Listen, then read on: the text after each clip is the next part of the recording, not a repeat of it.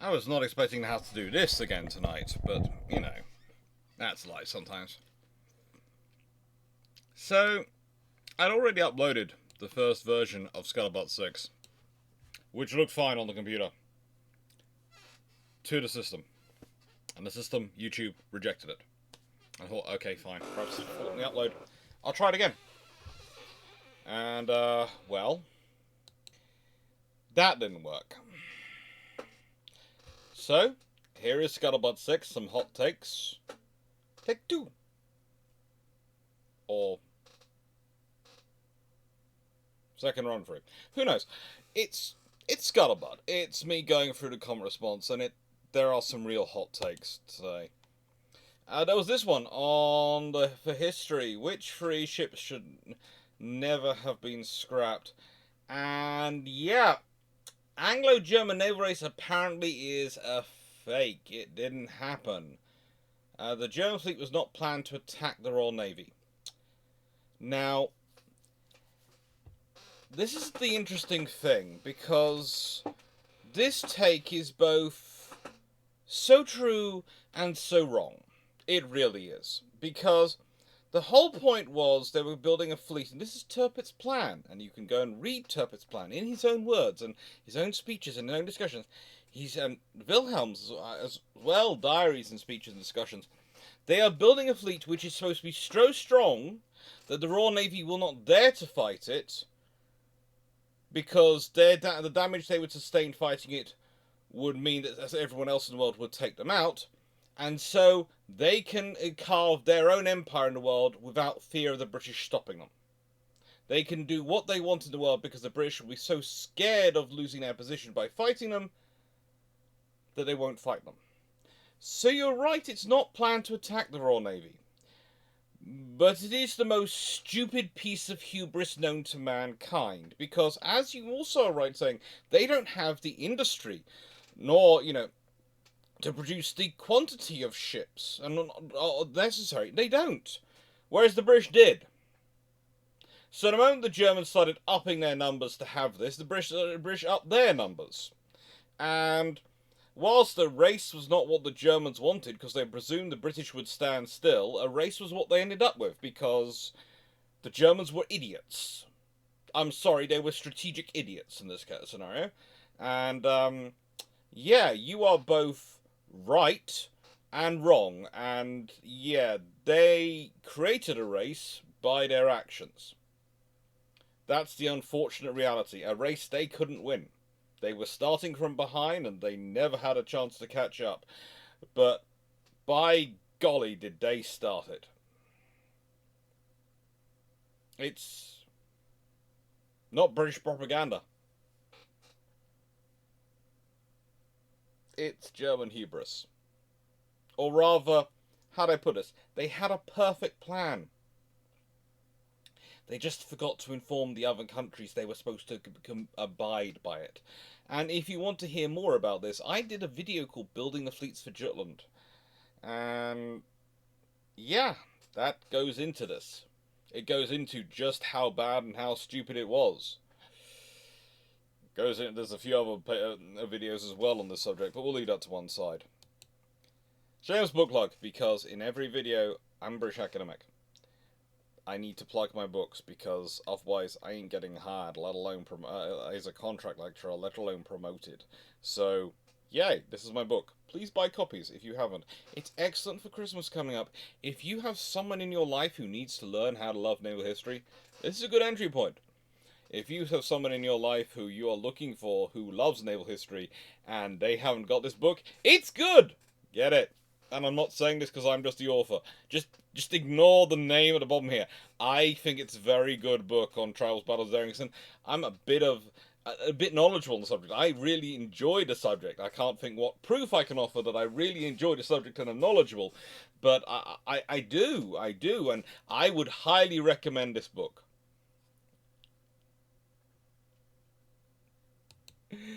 Oh, so next one. Oh, this was a nice long comment. At this point, I have to remind myself I'm not Simon Cowell. That despite what might be coming up and what might have already been said, I'm not here to just be cynical. And I think I've had many comments from you in the past, and you've always been lovely, fulsome columns, very full. For some reason, you got Pound of Flesh, and you got really excited over that, and you put out this massive comment. And it starts off, and I'm going to mainly concentrate on the beginning, because the rest of it's all filling out your thesis, but the first point, the problem is with the initial argument. And once you have that at the discussion, it then makes the rest in context. What price did the US extract when the UK took possession of 100 TB3Es 1950s before the Farragut Gannet took over the ASW and AEW role? Not much, as the US Mutual Defense Assistance Program had much more generous terms than even Lend-Lease. Correct, but also, I do believe the US Navy and the US Armed Forces and Congress and nation were pretty worried about a war with the Soviet Union at that point, and kind of expecting the Royal Navy to be key part of that in assisting them doing those sorts of operations and the things which would come up. So they kind of wanted a Royal Navy which would work with anti-submarine warfare and airborne early warning from its carriers, because that would make it a far more viable ally in any coming war. Oh, sorry, is that the pound of flesh? Pound of flesh is an old term, okay? It basically means there's a quid pro quo. There's something exacted for something. Nothing comes free. And it's the same with alliances. All alliances are balances of interest and a balances of need. Okay, so whilst there are all sorts of things which go around, especially about the special relationship between the British and Americans, you always have to consider that for both of them, it serves their interest to be as close as it does. If ever it didn't, things would change. It serves their interests. Britain was slowly decolonizing, sorting itself out, transitioning from the world policeman and primus inter pares of the world, first amongst equal the major powers, to a major power, a global power still, in this period, and still to this day, arguably, when the RFA is actually properly crewed and supplied. But that's a whole other debate. From that to this sort of lesser status, and the Americans were taking on the mantle of world policeman, taking on the mantle of superpower, of finding out what that was going to mean, because superpower was something both similar to what there's been before, but different, and stretching itself into the Cold War. So whilst there is a long and good relationship between the British and Americans, that's because their interests aligned. There's also occasions when the interests haven't aligned, and when the Americans have walked away with a lot of British research and not given anything back for it, or when just recently the Americans signed a deal where the British were supposed to be able to integrate the Meteor, the air defense missile that we use, with the F-35 program, and given the codes, etc., necessary stuff to do that. And that's been reneged on. Now, the thing is, why? Because that's no longer in the American interest to do so. Because the trouble is, the Meteor's a very, very good missile. Everyone would like a long-range air missile. And prior to that, the Americans didn't really have their own long-range air missile, because the air-to-air missile, because, to be honest, the Americans weren't so bothered with it, because it was supposed to be no longer a peer conflict world. But when one came out, when it's sort of looking more dangerous, more scary, they've developed a missile, and suddenly what had been a prior agreement is now no longer valid. It's now been stopped.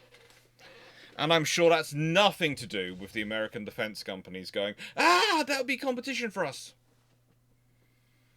I'm sure it's nothing to do with it. But that's the way things happen. That's the way the cookie crumbles. And there are things back from the British to the Americans where we've reneged on stuff because it's no longer been in our interests.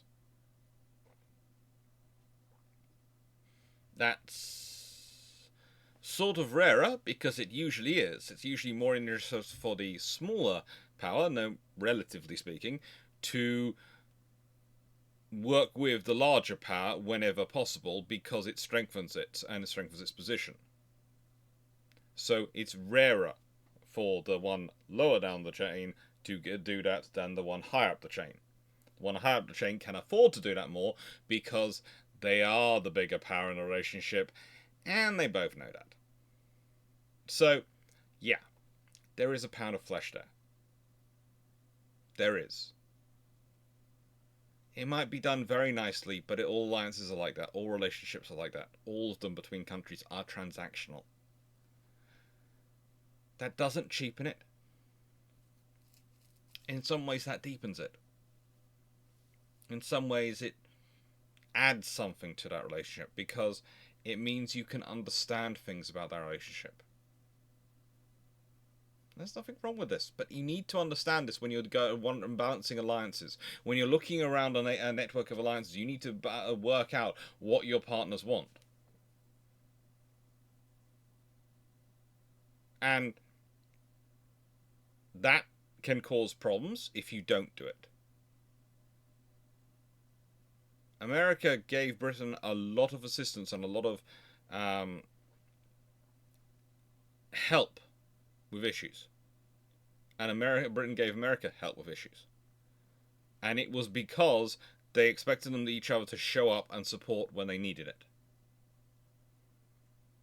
And there's a reason why when the Falklands War happens, for example, the Argentines expect the Americans to back them.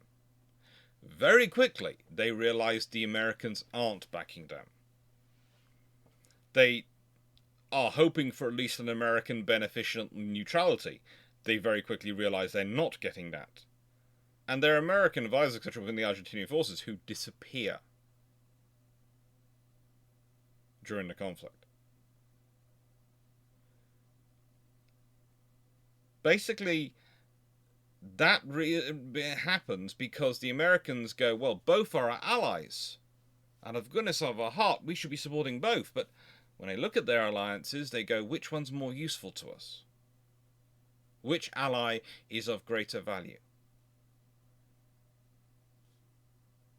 Britain wins that argument.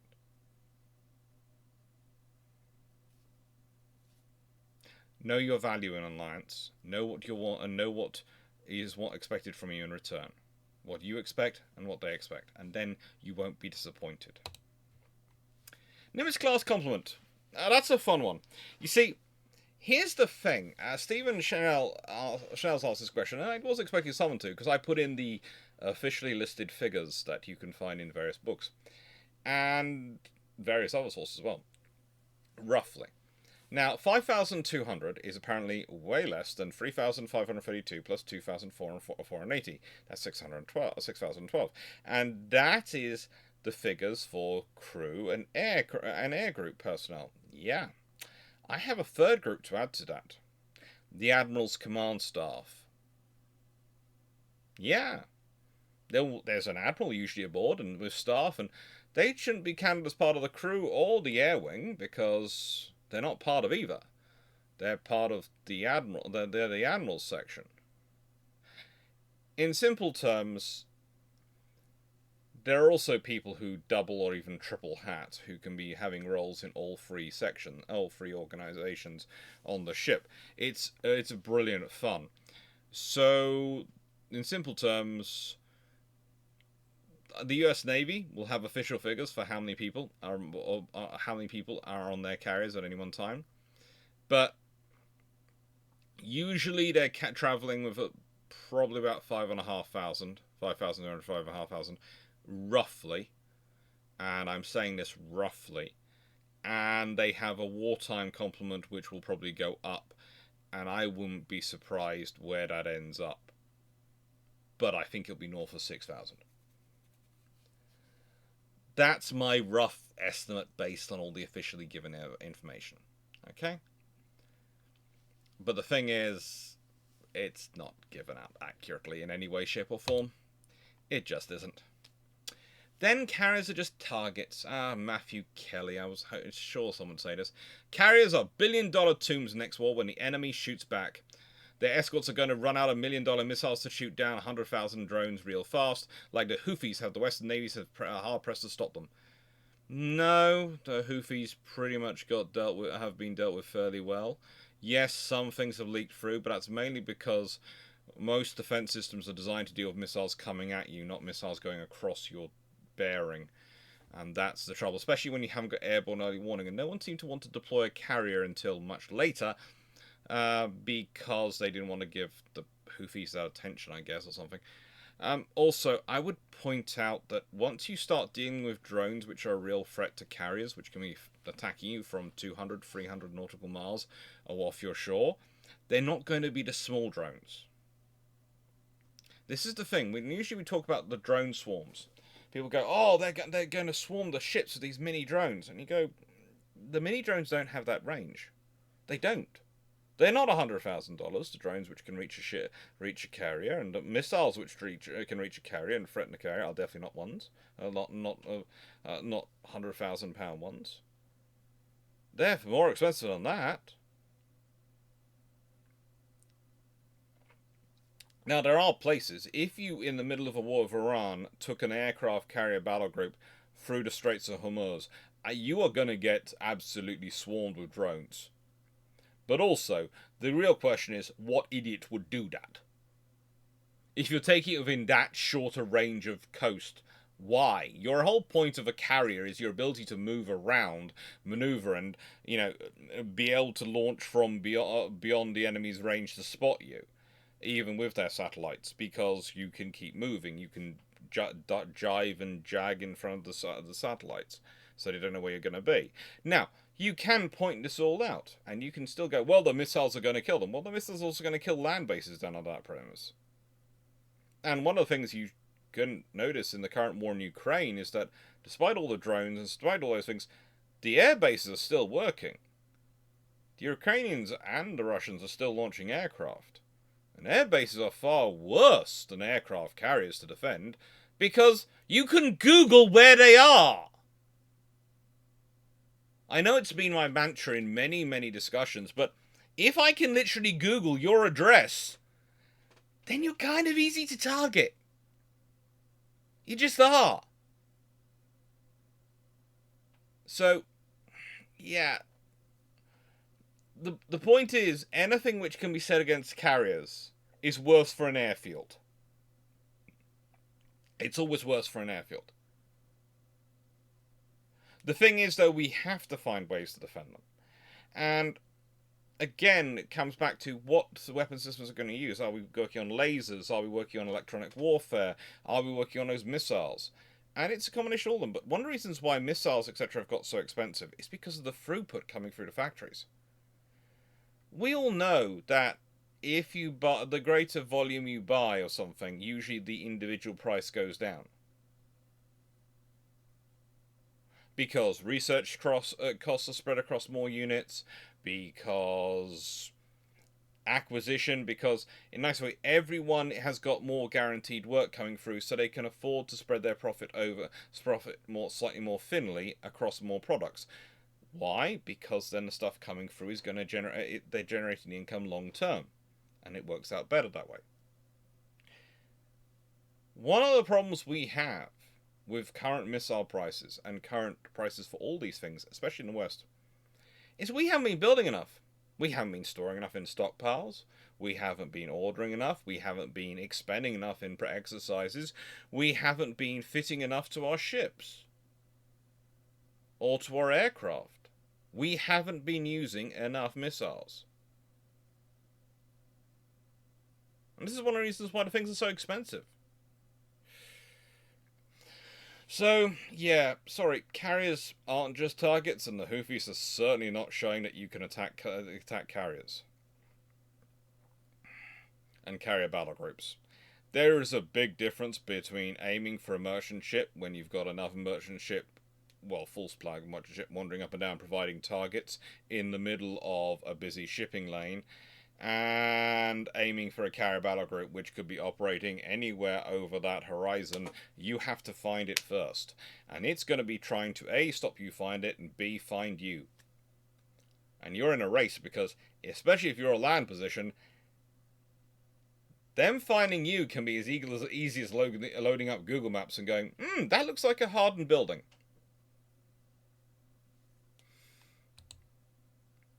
Operating nuclear capability isn't easy. So, Charles, please, you've now put this comment down in about 5 or 6 different places, and I have responded to you, but I'm gonna now have to respond to you as a Scuttlebutt. I think you've been almost wanting a Scuttlebutt response. And the thing is this, we've already discussed just how many crew there are on these ships. So there are north of 6,000. So let's say you want to operate 2. That's 12,000 personnel. Plus all the supplies, maintenance, and infrastructure needed for nuclear carriers. That's going to be roughly 20,000 people. All that. That's more than the entire Australian Navy, regular and reserve combined, currently exists. That's most of the Royal Navy for the UK. The Taiwanese, good luck. No one wants your old carriers. No one wants an old nuclear carrier. It's too expensive to run, it requires too many people, and it's not worth it for them. By the time they get it, they're 50 years old, their hulls are worn out, they've been run to the ground, they're lovely ships, but no one wants them. They're too expensive. No one wants them. They would wipe out, they would suck up an entire navy. You would have to double, possibly triple the size of the Australian Navy to support it.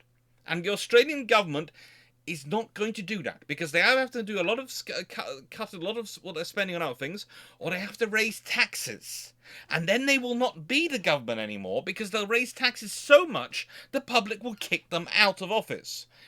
The UK, it's not quite so many taxes that will need to be raised, but we get enough trouble with the 2 lovely Queen Elizabeth class carriers we have, which require far fewer people,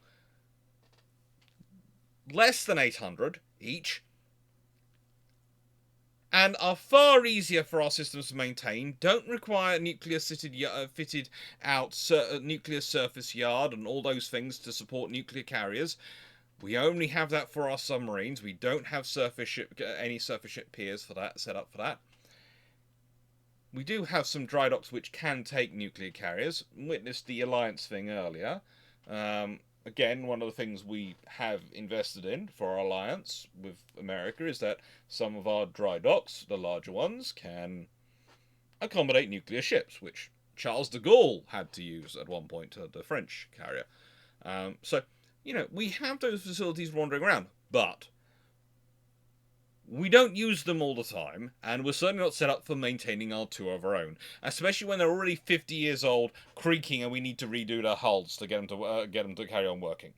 So, I'm sorry, that's not an option.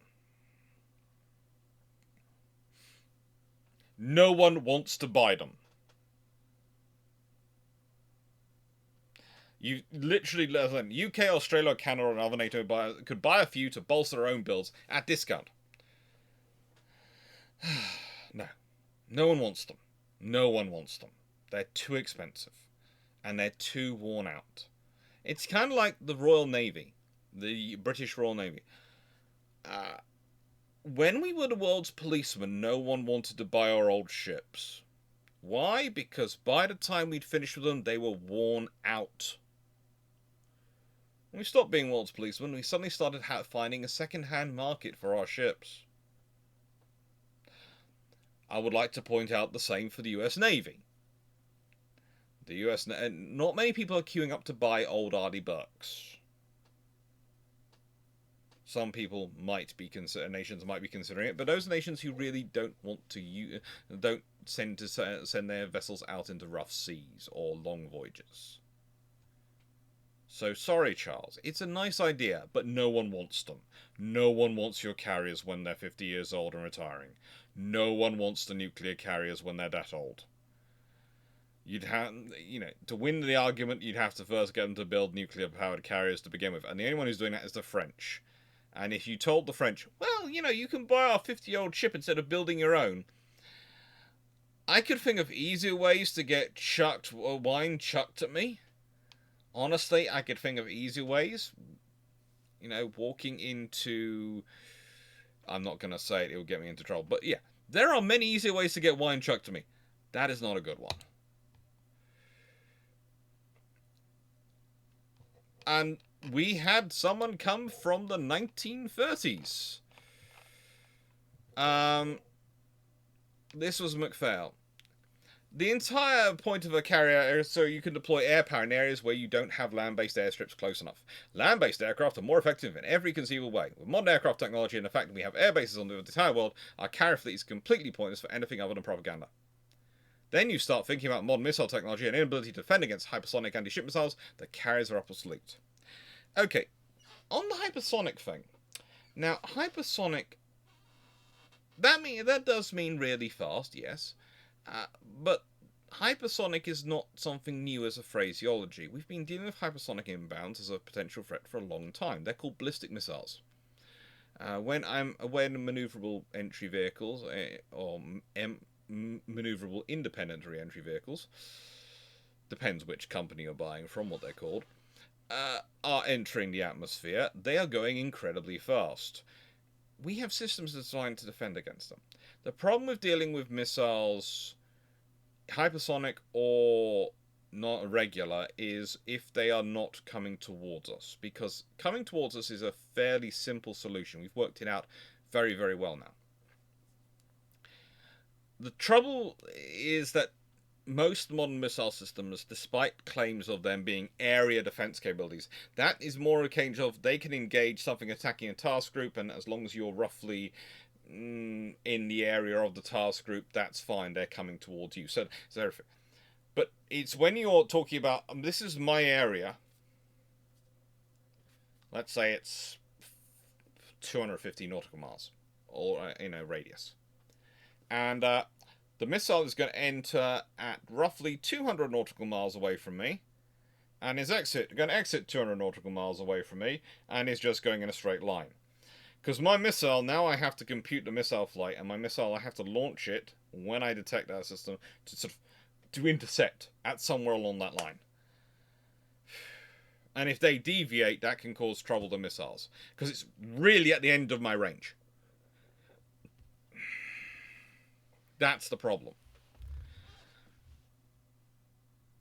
Also, land-based aircraft are better in every conceivable way. I don't know where you have this idea from. I really don't.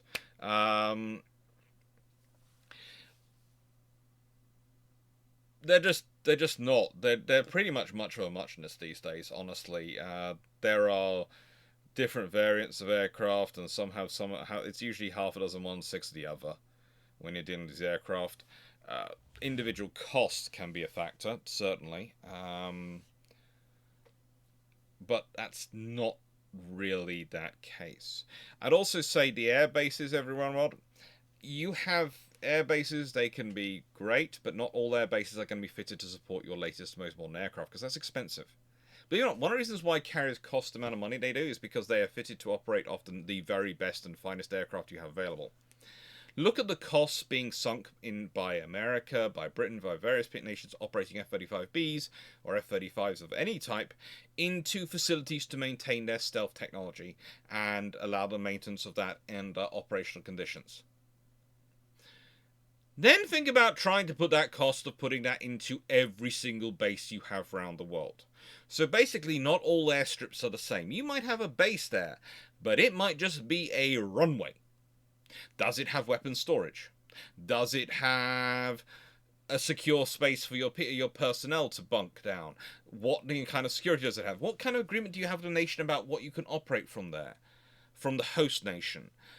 Is the host nation a reliable ally? Do you want to put something there? Or do you have a feeling that if you put something there, their tanks might roll onto the base and might try and nick it? Are they going to say, well, hang on, no, we don't want to be involved in this fight? There are all sorts of problems. A carrier, you remember, is not just naval aviation capability and defense for your air, and the outer defense of your naval task groups, naval forces, enabling things like control the sea and your amphibious task group and power projection and all those things. It's not just your outer defenses and your outer strike capability. It is also several acres of sovereign soil, wherever you want it, undisputedly sovereign soil. It's undisputedly yours. You can launch what you want from it when you want to. And there is no one you have to get agreements with. So, yeah. However, your point would have been correct roughly in the 1920s and certainly early in the 1930s. And for part of probably World War II until the 2000 horsepower engines really came along line, they were the ones which really changed that. Really changed that. Now, here was a fun one. Sea control ships. And I managed to find a new picture. I hadn't seen this before, of the aircraft carrier medium. And that was, so this image is new to me. It would be nice to discuss the SCS, CVV, and the Haley concept. The Halo concept. The Halo concept is, the picture's new to me, and the Halo concept is one I actually honestly have tried hunting for in books and all sorts of things, and I haven't found it. So I'm wondering if it's got a different name. You're calling it that. I'm not gonna try and pronounce that because I have no idea how you pronounce that. So I'm just gonna call you NDM. NDM. I would be really interested in learning more about the Halo concept from you, so I can go and try and find out what it's called in my books and what it's called online in the sources and everything I've been checking, because I spent a couple of days going through the USNI and their journal articles trying to hunt that down, and I couldn't find it. Now, either I missed it, in which case my Google foo is weak at that time, it happens to the best of us, or it's called something else, and you are right, and that is always a possibility. Because there's always a possibility that you've heard, like I have sometimes with some stuff from my dad, I had things passed on to me from him which he called by a certain name. And then when I went looking for that certain name in the National Archives, I couldn't find it. So I had to get it to make sure, take his description, go hunting in a book, find in a book what it was called by the people who wrote the books, went and typed that into National Archives and found that was what the people who were doing it called it.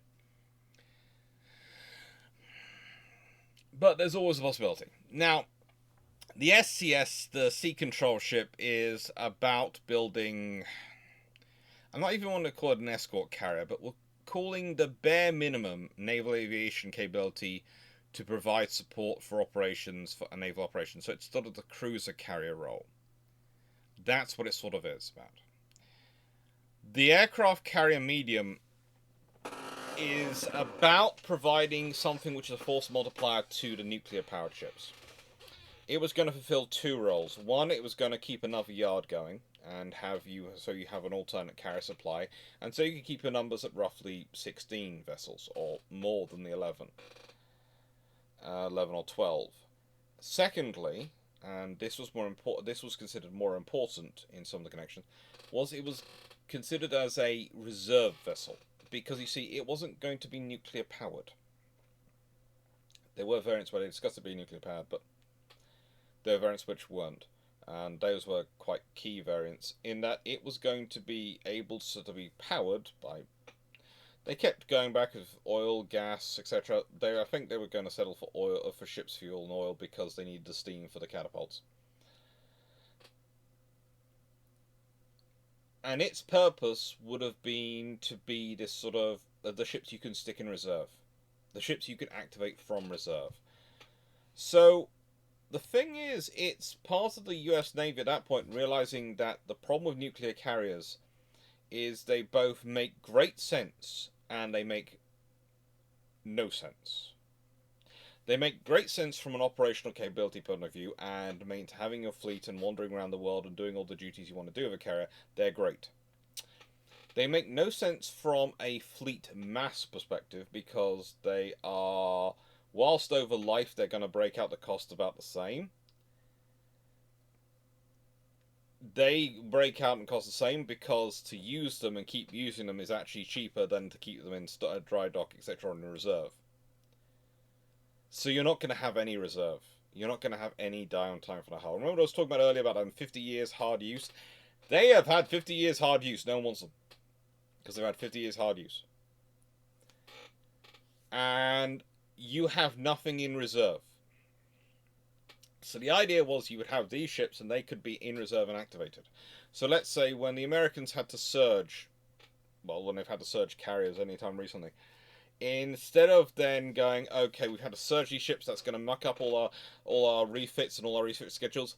Oh, don't worry, we can cover that so we can still refit the ships and get them back to regular schedule. We can just bring one of these ships or two of these ships out of reserve, and they can do a tour, wander around, and then go back. And that's what you could do with them. So they were a good, really good idea. It was a really sensible idea.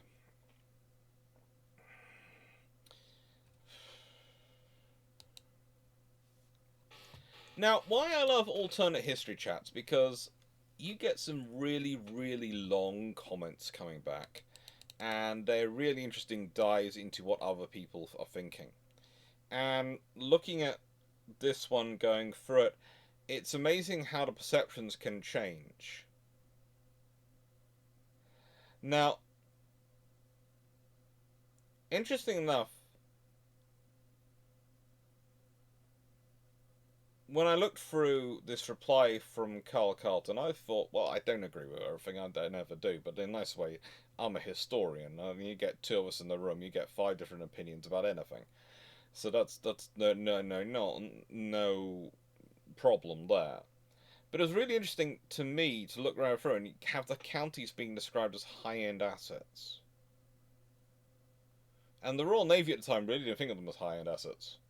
And that was why they were so annoyed when it was the cut price counties time.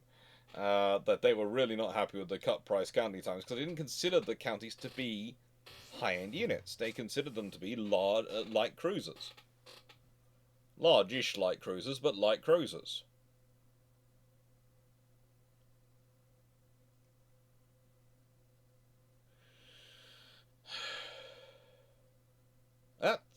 That's the reality of 1920s.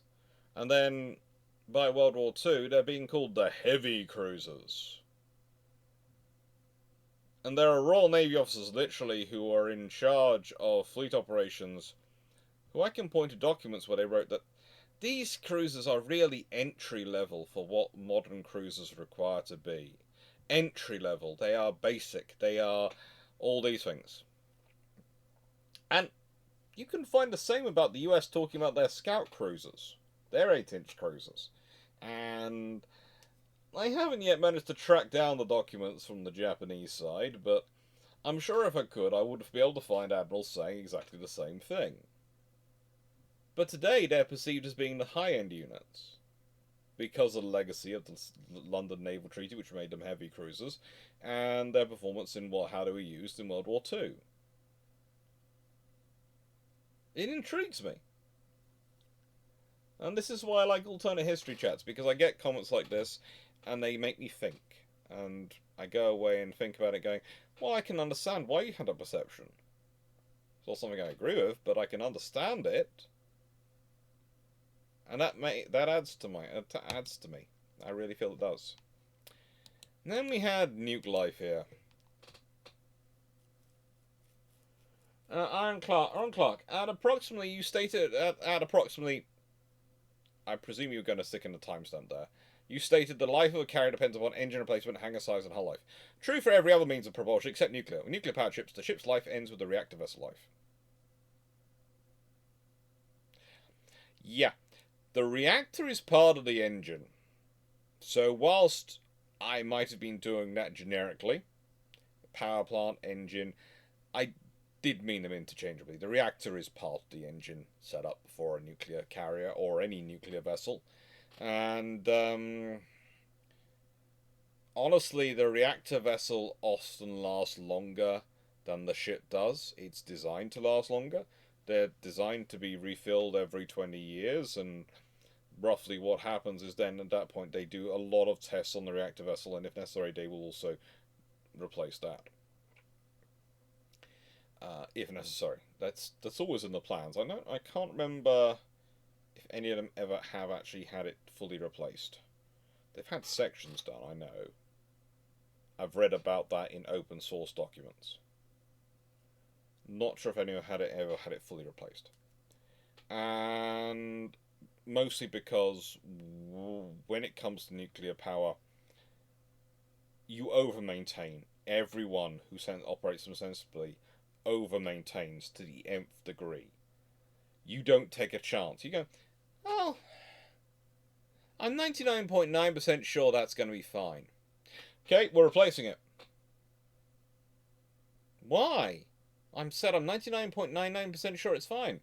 Yeah, but that means you're 0.01% sure it's not fine. Yeah, that's enough.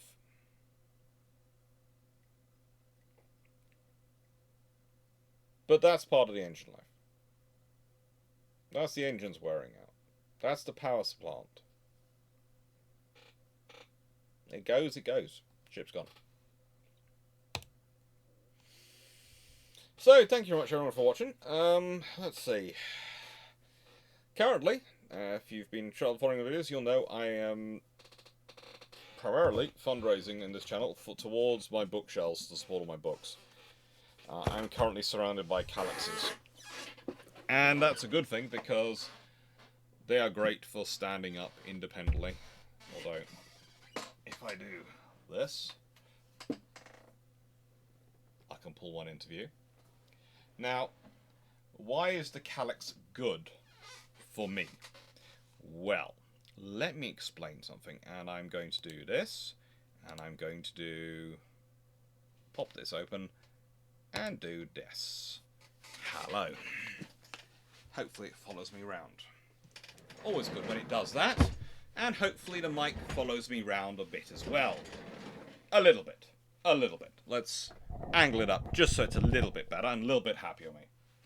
So, the calyx is good because, as you can see, it is very strong and very self-supporting. And so, I can put books in it, very heavy books, and they will support it. And they will be supported by it. And I can access it from both sides. So I can have them running across the room without having them tied into walls, and they are fine. This is why I've chosen the calyx system. It also comes with a range of other things which makes it very useful for me. Boxes and other things which are stuck in there. And even drawers if I want to. Even drawers if I want to. It's a brave new world. It truly is.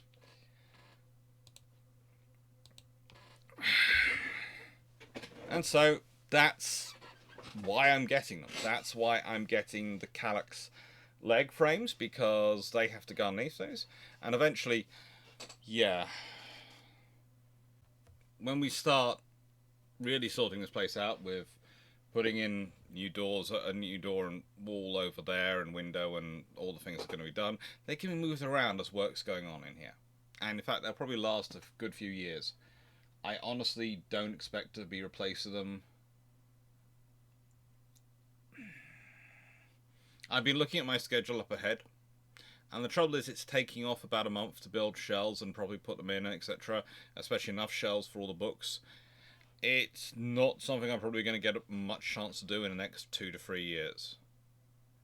If I'm being honest about the work I have coming up, and the time and the stuff I have to do. And I took off a fair chunk of time this year for moving house, etc. And that was enough. It was something I was lucky enough to do. I was fortunate enough to do it. I can't do that more often, though. I need to get back to doing proper serious writing loads and proper serious research loads, and as well as keeping up the YouTube channel and all the work on there and all the teaching stuff and all the other stuff I do. And that's all possible thanks to you. So thank you for making it possible to have these. Thank you for the people who supported me, and as said, there are still more coming.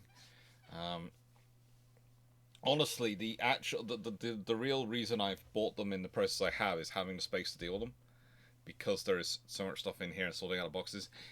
I have to basically clear the boxes out by have some empty boxes to set out into them, and then the space created by the clear of the boxes is where I can set up the next set. And then the next set, and so on like that. Yeah. It's cool though, because I now have bookshelves which I can walk between. As a naval historian, that's something I really do love. So thank you everyone for your kindness and your support. What have we got coming up next week? We have Soviet naval aviation. That's going to be a fun one. That is going to be a fun one. I'm going to be re-recording that, I think, tomorrow. Or rather, today, considering it's currently 3:30 in the morning on Saturday, the 12th of October. Joy of being a functioning insomniac, I didn't wake up to the news the video didn't work. I found it out on my phone and went, frig it, I better go re-record that. I think now we'll get back upstairs to sorting out bedrooms. Take care, everyone. Thank you very much for your support and your kindness, and hope you're well.